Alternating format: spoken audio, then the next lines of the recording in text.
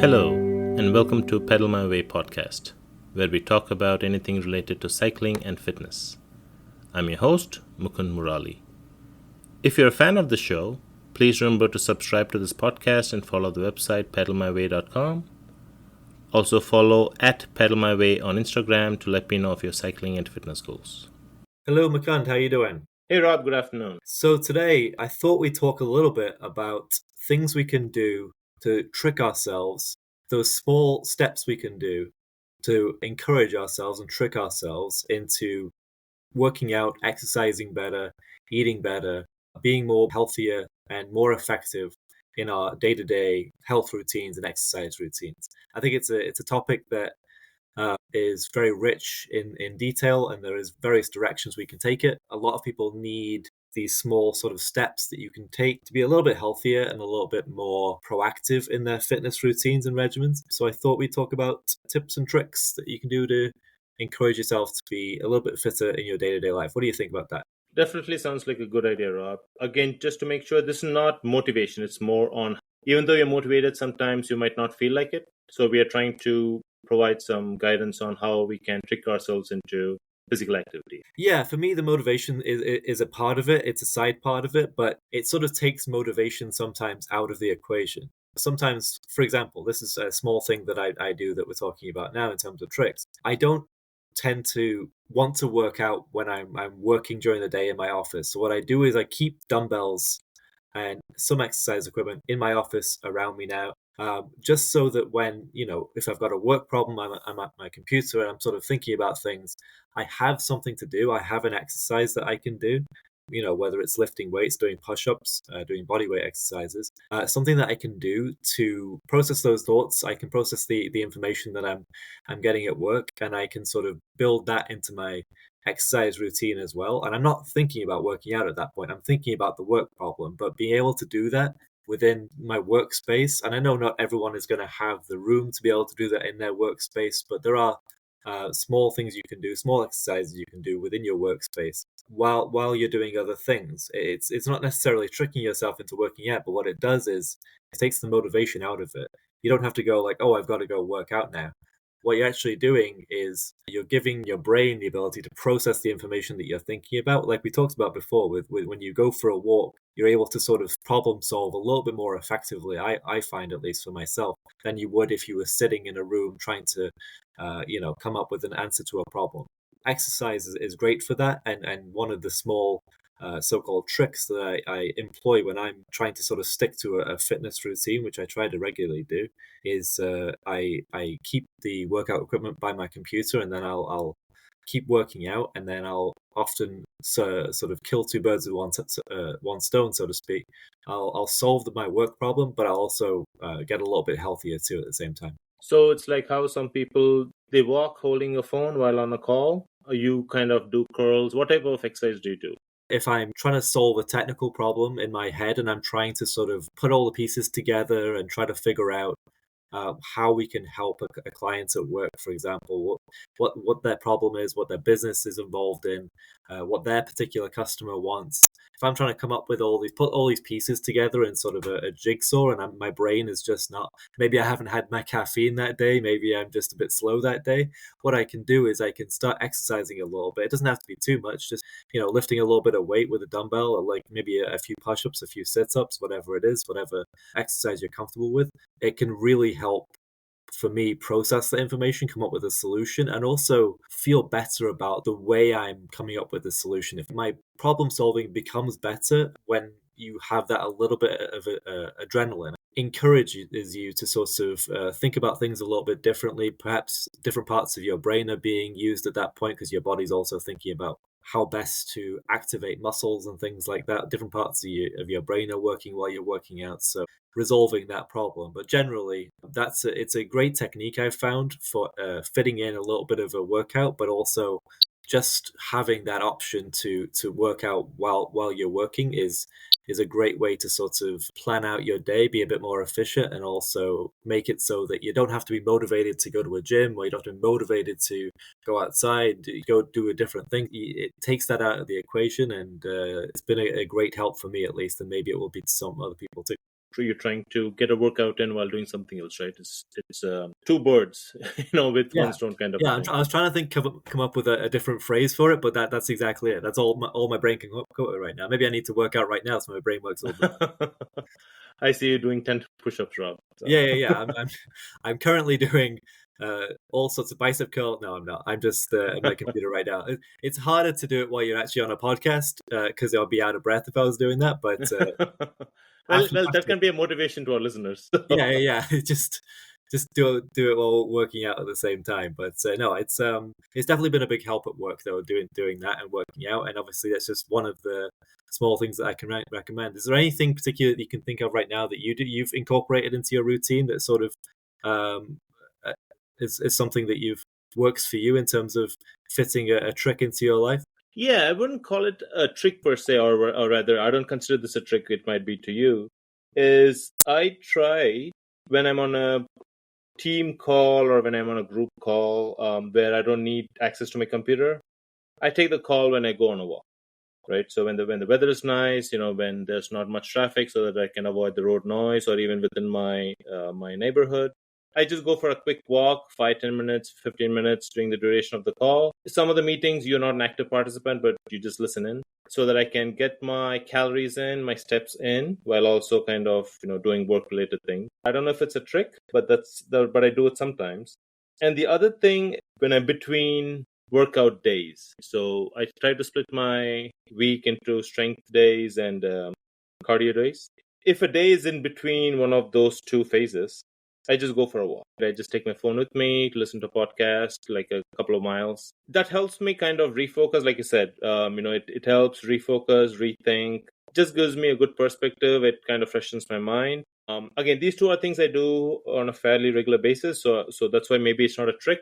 This has helped me kind of keep track of my physical activity. If you don't have to work out every day, even a casual walk for like 15-20 minutes has immense health benefits. It has been scientifically proven. The podcast thing I really connect to because it's one of those things that I think I do too. What I've started doing is I will only listen to a certain podcast when I'm running. I want to hear the next episode. I have to go for a run. To me, that is kind of a trick. It's sort of like saying, well, I can't listen to it at home. I'm putting these sort of barriers in my way to sort of prevent me because if I really wanted to listen to the next episode, I have to do this exercise to be able to do that. So Is it the Pedal My Way podcast episodes, Rob, by any yeah, chance? I listen to I listen exclusively to my own podcast. I'm not sure whether that's narcissistic or not, but yeah, I only listen to the Pedal My Way podcast it's the only podcast I listen to. I didn't know there were others. Apparently there are millions of other podcasts. Actually, I do the same thing too. I love history. I listen to a few history podcasts. So whenever a new episode comes on, I'm like, you know what? I'm going to save it for one of the walking days where I listen to them. It's a perfect time. It's like half an hour, 45 minutes, about a mile, 2 miles, and I come back. I am happy that I did my podcast and also got my steps in. So for me, I think what happens is I start to associate those positive memories of the podcast with working out in a way.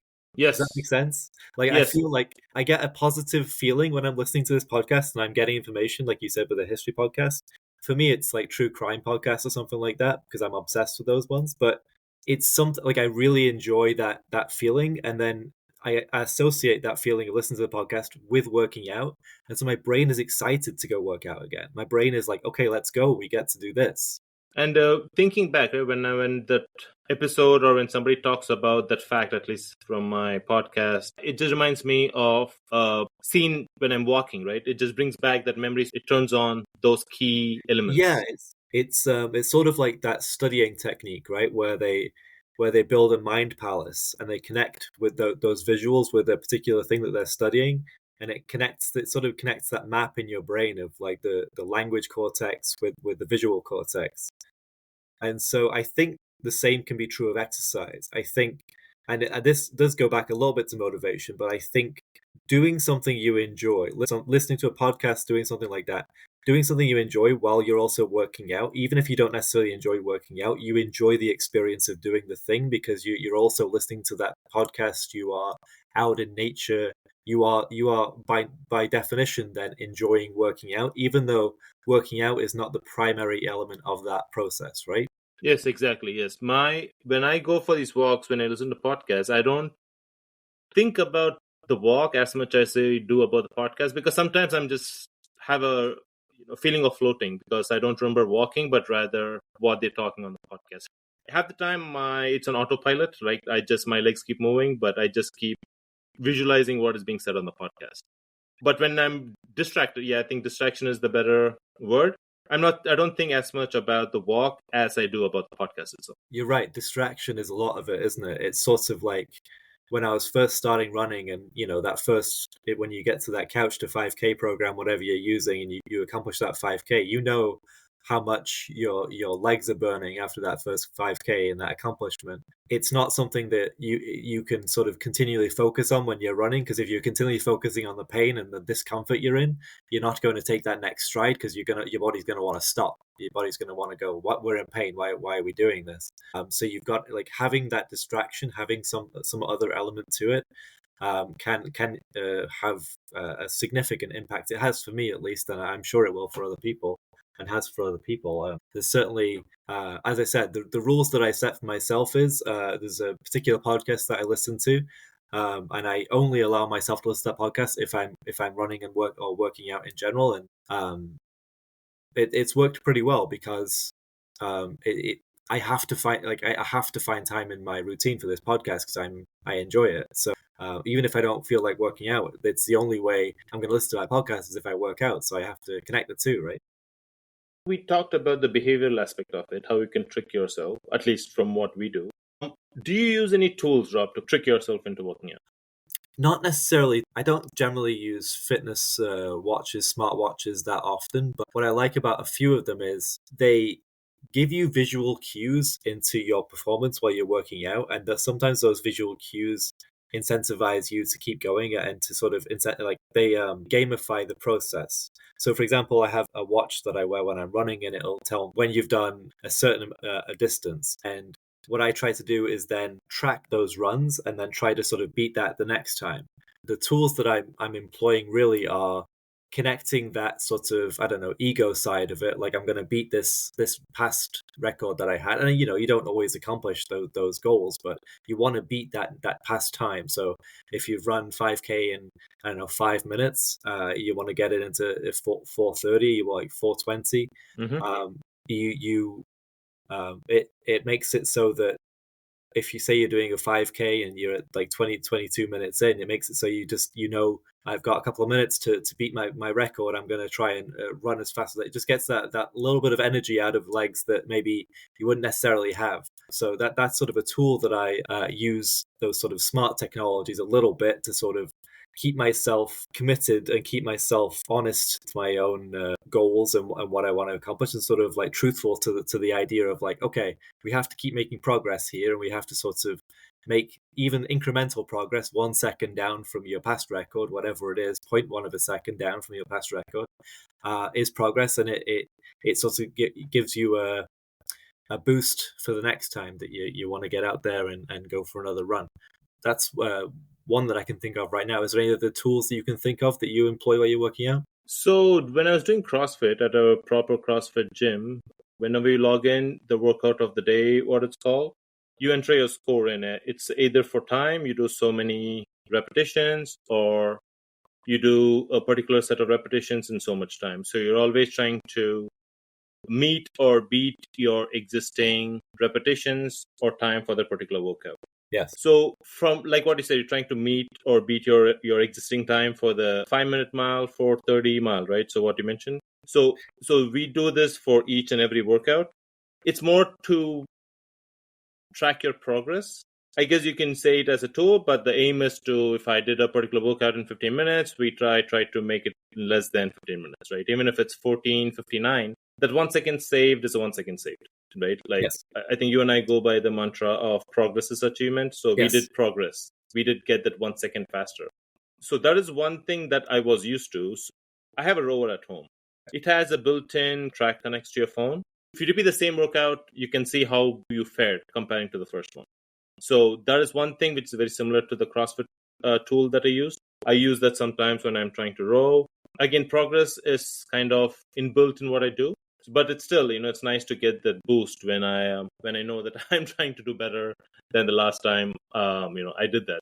After all, I'm getting old, so it's good to know that I get faster. 100%, and I totally connect with the aging thing too. It's sort of it's sort of like going, okay, we're in our 40s now, but when I was in my 20s, I couldn't do this, and now it's like, okay, I feel like it makes me feel even better actually when I think about it, because it's like, okay, this is pretty impressive now because we've got something here that we didn't have 15, 20 years ago when we were so called at the peak of our physical health. Right, and all this explosion of tools and gadgets. I try to be as simple as possible. That's one of my kind of a personal thing. I just want to do it with as less, what do you call it, headache. I call it a headache because there's so many things to keep track of.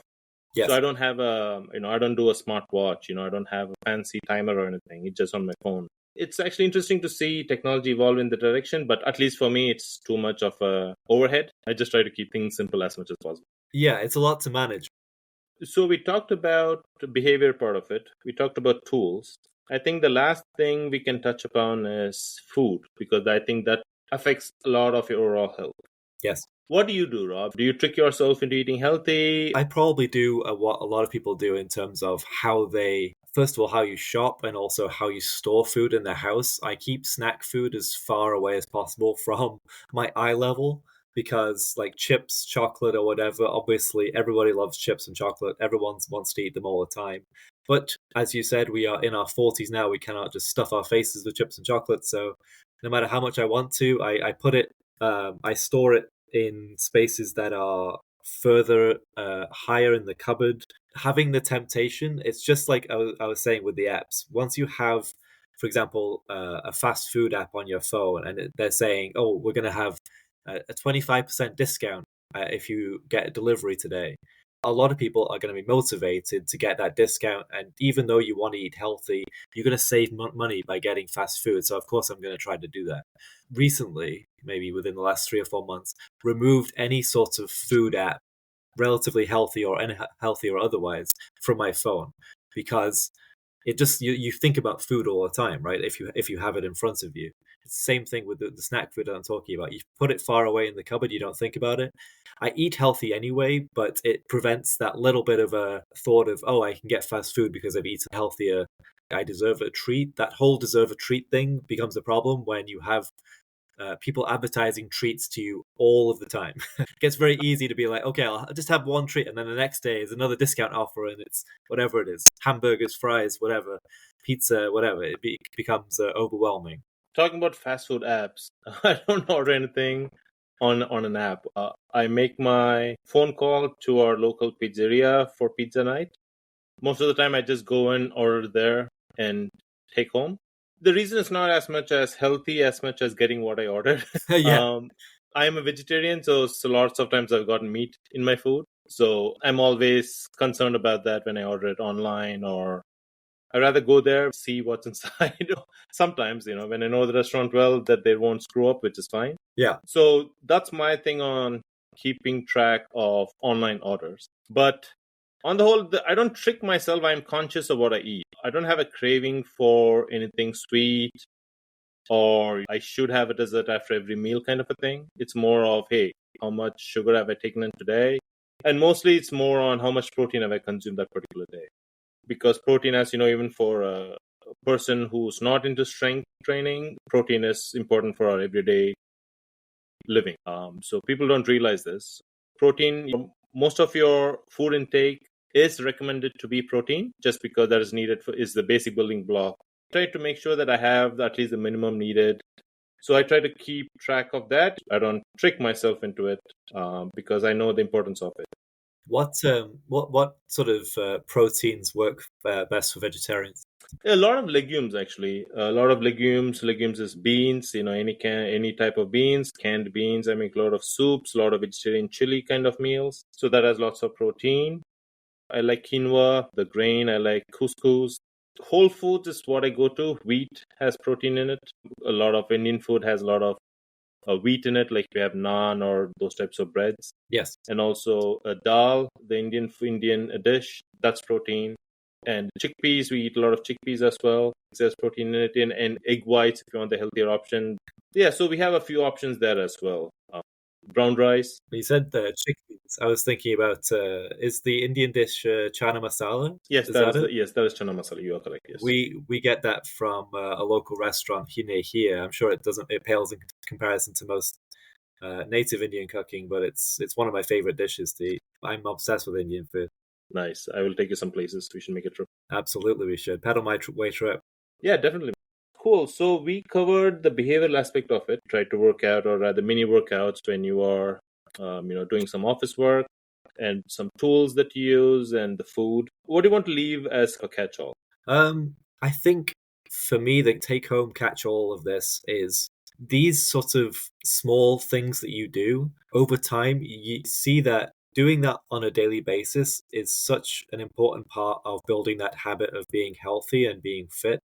It seems obvious when you look at it, but just starting these sort of small daily things, whether it is working out while you're working, whether it's only listening to your podcast when you're on a workout, whether whatever that small thing is, it's surprising, and it surprised me how much of an impact that change had on my overall fitness in the long term. Just changing the psychology of things, getting rid of fast food apps on the phone, just changing those things, just making that one positive step can have that transformative impact over the long term if you commit to it day to day. And you don't always succeed, but you commit to a process and then you try as much as you can, and you do better the next day, right? I agree with you, and I like your idea of mini workouts. And they also have these, what is it? Those bikes, right? That you can ride while at your desk Yes, I've seen those. instead of an office chair. I think that's a good way to trick working out or getting your workout done while doing something productive. Yes. And also, you don't have to trick your body if you're already motivated to do it, but you might have to trick yourself if it's one of those off-season, you're not in the mood to do it kind of thing.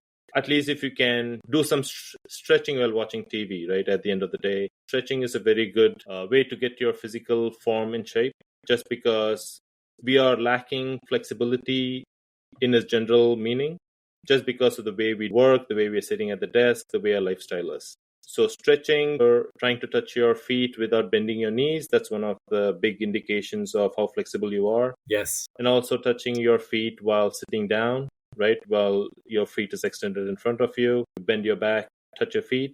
The more you can do it, the better flexible you are, at least from what I've experienced. And still, I'm not as flexible as I would like to, but it's an ongoing thing. It's you're in a maintenance mode as you keep getting older. Yes, exactly. And another point of this is that the best time to start is now, right? We're not getting any younger. Nobody is. Like, the best time is always to start these small habits while you have age as an advantage.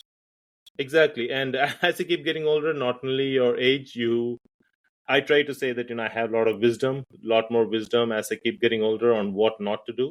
So you can what your body is capable of. I definitely know not what not to do. Exactly. So I'm not going to win any cycle races or any running races with my son, but I can lift heavier than him just because I have done it for longer, right?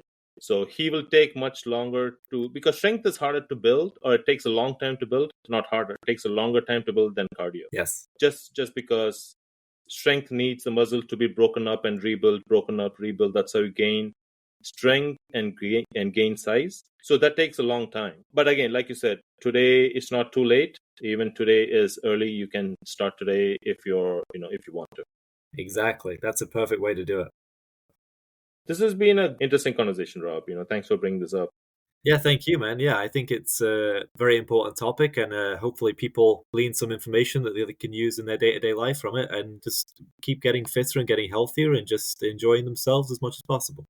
And the weather's getting better, so I don't have a reason to slack off like I did even a month ago. So yeah, I know those blue skies and the temperature's getting up there a little bit, so it's definitely running season and perfect time to get outside and enjoy it. Yeah, sounds good. So thanks, Rob. You too, Mikhail. It was great speaking with you, man. Bye for now.